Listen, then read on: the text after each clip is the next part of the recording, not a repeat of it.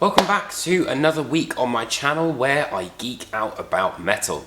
So as I'm sure a lot of you are aware, normally I get sent promos from albums, to be able to listen to them ahead of schedule in my own time.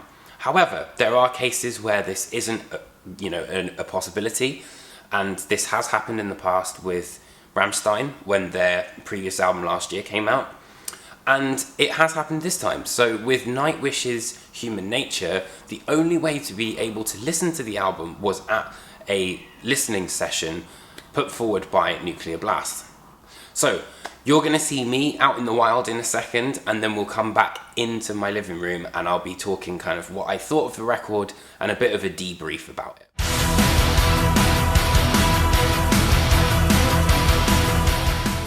So I've literally just come out of my first listen of the brand new Nightwish record. It's very, very intriguing, very heavy, lots of different ideas that are kind of being put forward on there. There's quite a lot of folk elements, definitely kind of carrying on the progressive angle that they had on Endless Forms Most Beautiful. But I think the biggest thing is that how epic it is. This is such a big album. And thanks for Nuclear Blast for inviting me down and, for having me be part of it. Alright, I'll see you soon. Using the make-up of life, the universe, and everything, Human Nature definitely picks up where The Greatest Show on Earth, the final track off of their previous album, ends.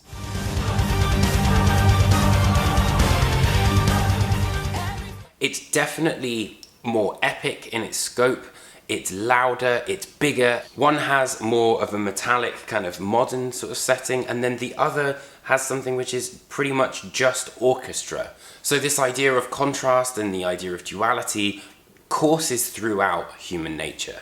Opener music creates almost like a brief resume of what Nightwish have done pretty much throughout their career, but then we move into Noise, which is slightly more confrontational and sees more of a metallic sound, before Shoemaker really kind of leaves things on a bit of a cliffhanger. Things are then reset with the arrival of Harvest, but then the drama does kind of rear its head a little bit on Pan before we kind of go into the album's ballad, which is How's the Heart. And then we get to the resolution with Procession building these tensions, and then the colossal Tribal comes in, which is definitely one of the heaviest tracks on the record and probably the most experimental, before we finally get to that climax of endlessness and a natural resolve. Following her joining of the band, Floor has always been an integral part of Nightwish's sound, and her voice is used even more ways than one on this new album. How's the Heart is probably the album's most tender moment and definitely a standout section for Floor's vocals.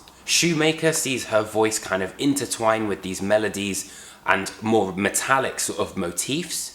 However, later on in the track, there's a section where there is actual opera, there's operatic vocals, which is not only a bit of a sideline and kind of comes out of nowhere, but really fantastically done. There's also some experimentation on the record. For example, on Tribal, Floor kind of experiments with different vocal patterns, but then has an incredible amount of versatility in her vocals at the same time.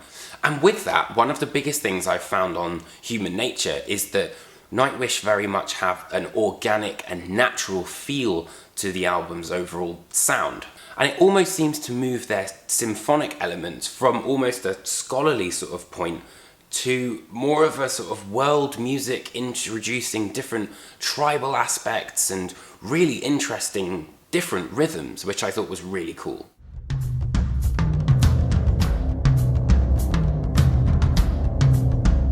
Human Nature is definitely one of Nightwish's heaviest offerings in a while, and you've got songs like Pan, Noise, Endlessness, and I reckon the heaviest track is Shoemaker.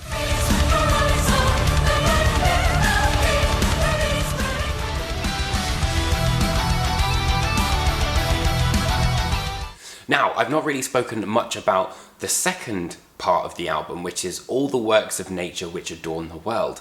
Now, on this second part of the double album, we're focusing more on nature, and with that in mind, there's less sort of metallic elements, it's a lot more orchestral. I mean, it's pretty much completely orchestral, and there are no vocals really, save for some sort of like spoken word elements. which I thought was cool. It's a female vocal this time and not Richard Dawkins as it was previously. It does sound like a film score, and there are moments where it kind of ebbs and flows and there's peaks and troughs for sure. But the thing I found a little bit more challenging about this section was to just kind of keep my interest with it. And I think that's the difference between something like The Greatest Show on Earth, where you've got various sections with singing and then the sound effects, whereas this is just really quite just an orchestra. It could be seen as slightly too ambitious to have one side which is dedicated entirely to a score, and maybe it might not get listened to as much by the fans. But this is an incredibly strong effort from the band.